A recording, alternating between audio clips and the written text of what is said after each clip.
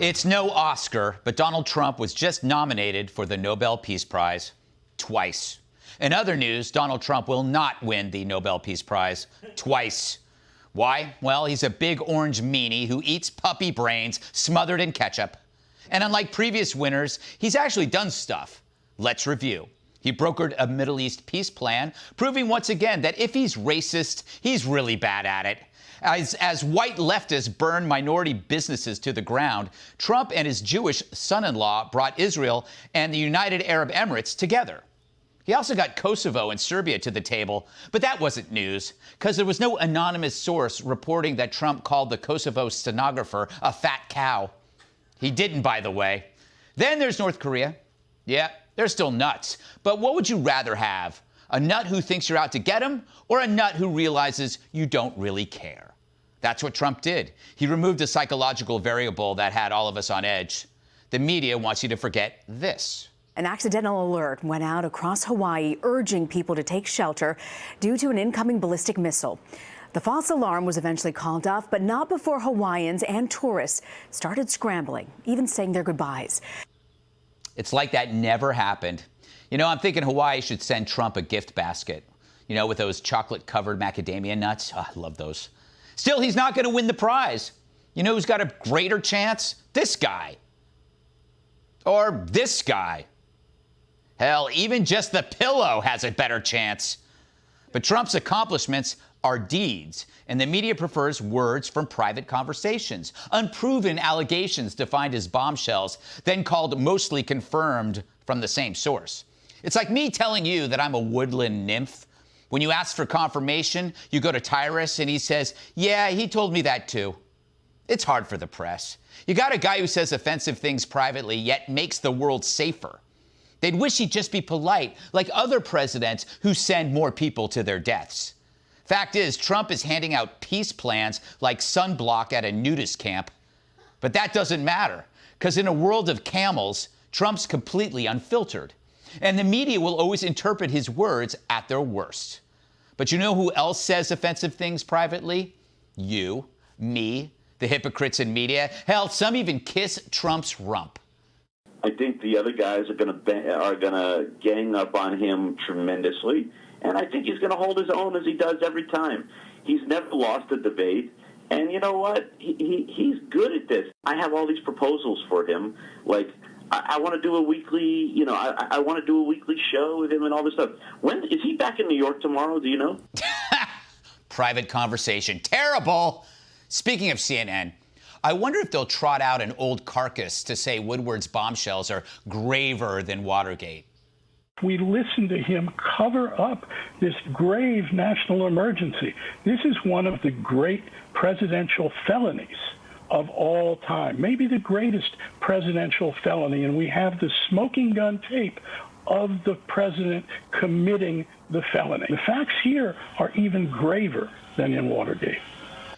Talk about grave. He's not far from one. But I miss him. It's been days since we heard that.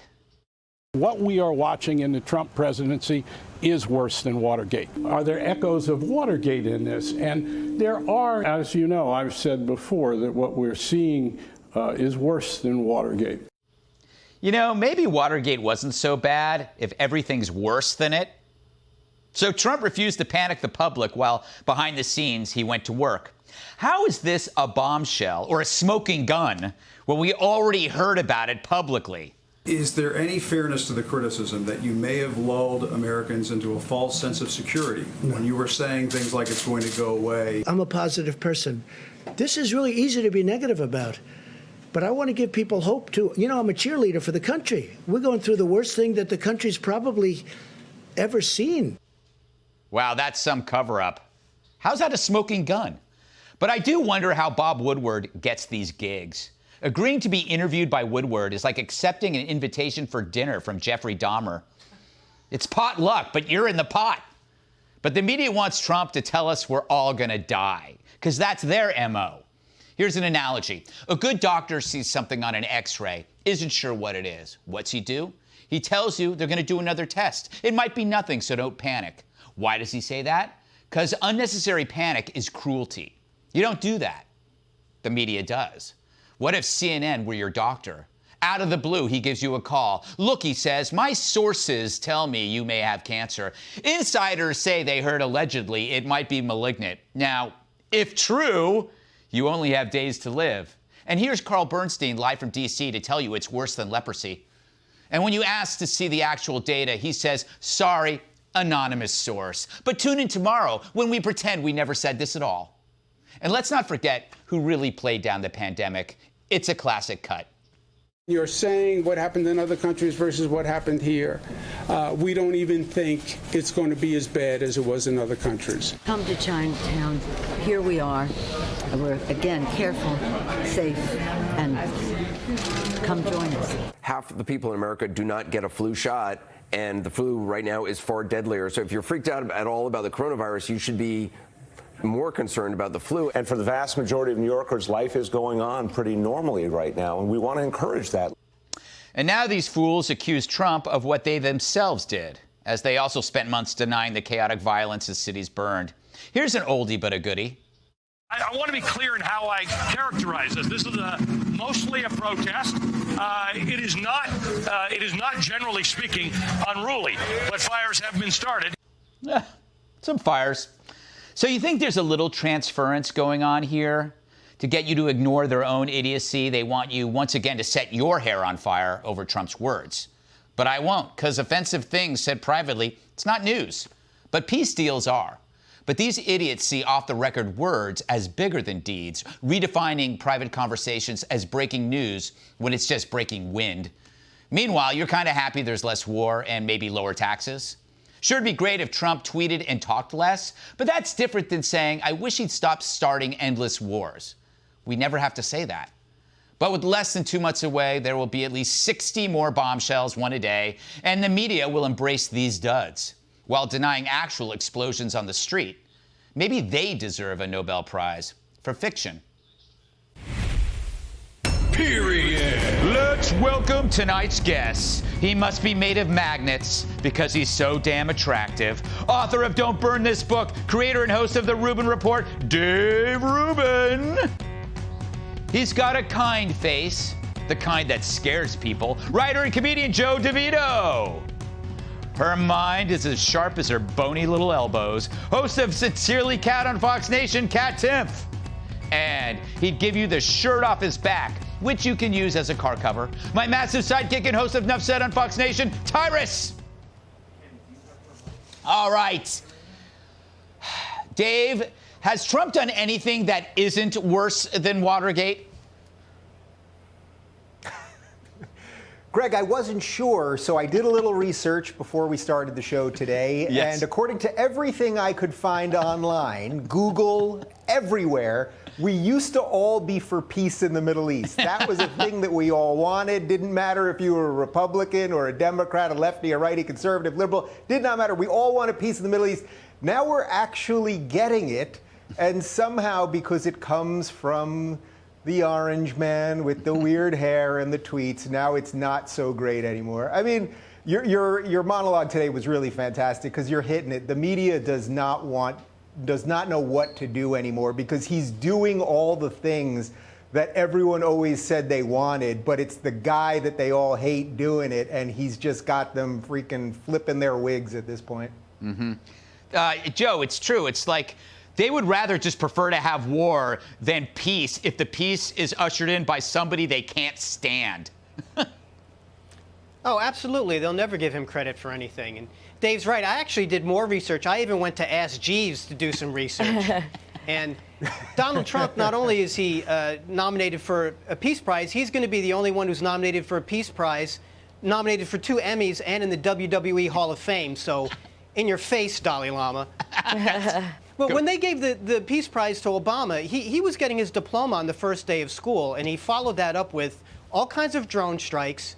He did not get us out of anything that you could remotely consider peaceful. So give Trump credit, and they refused to do it.